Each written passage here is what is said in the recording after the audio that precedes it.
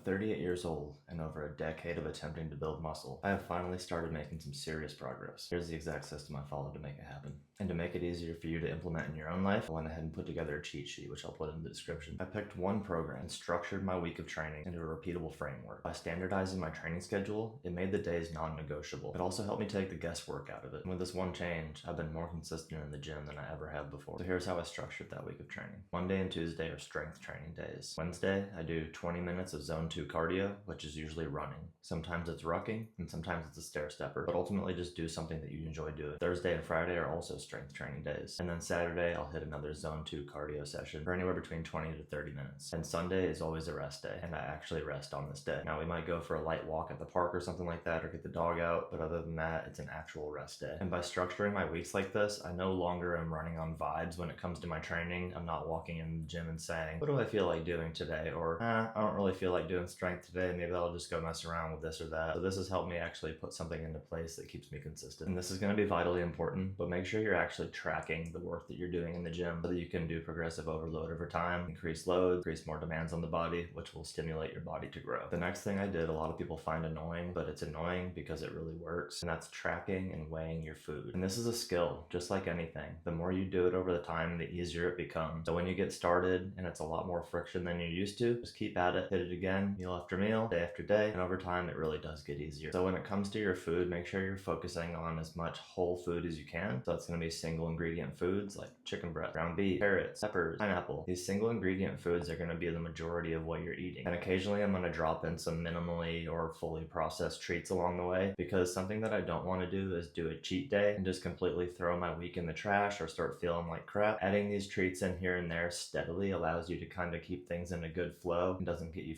too far off track, but it also keeps you enjoying the process, which is super important, because at the end of the day, we're actually here to live life, right? Within this food, I started prioritizing 1 gram per pound of body weight of lean protein. And usually this comes in the form of chicken breast, lean sirloin, it's going to be lean ground beef, whey protein, Greek yogurt. And these are all my favorite proteins that I'll use to hit my macro numbers. I'm around 175 pounds right now, typically eat 190 grams of protein per day, and it sounds difficult up front, but when you break it down, you have a few meals with 150 grams of protein, and it adds up quick. And then you throw in a couple whey shakes throughout the day, a little bit of Greek yogurt, and the protein that you're picking up in other items like beans, rice, things like that. It adds up pretty quick and becomes pretty manageable. And because I started tracking my food and weighing it, I actually started eating in a caloric surplus, which historically that's something that I have a super hard time doing, because I always tried to do it intuitively. And I'm here to tell you that intuitive eating just absolutely does not work. If you're eating when you're hungry and you're getting hunger signals and they're very infrequent, like especially with skinny guys like myself, and you're just never eating enough, therefore you are never going to grow. And I can already hear some of you thinking or saying to yourself,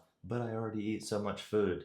Well, guess what? You don't, or else you'd be growing. On top of our lifting and eating, we're gonna wanna make sure we're prioritizing movement every day. So that comes in the form of usually around 10 to 12,000 steps, and you're gonna wanna get that in. If you're sedentary at work, you might wanna get up early, get out, get your day started off right. Great way to reduce stress, to get a little bit of fresh air and sunlight. And ultimately, if you're gonna be sitting for long periods of the day, you're gonna wanna front load those steps to make sure that you can hit them. And if not, maybe you get them after work. But it takes approximately 10 minutes to hit 1,000 steps at an average walking pace. When it comes to supplements, I try to limit it to just the important, which for me were going to be creatine, whey, fish oil, and a multivitamin. And this is based on blood work that I had drawn 6 months apart and kind of watching the trends and seeing what I actually need. And I don't recommend going overboard and supplementing, just picking random supplements, throwing them at the wall, see what sticks. I think it's something that we should be doing intelligently and not wasting our money. Prioritize good sleep, get to bed at a consistent time, keep the room cool and dark, stay off your phone, limit the screen time before bed, all that. Don't drink too much liquid before bed, but do make sure that you're hydrating throughout the day. But all of this can be summed up really into train hard,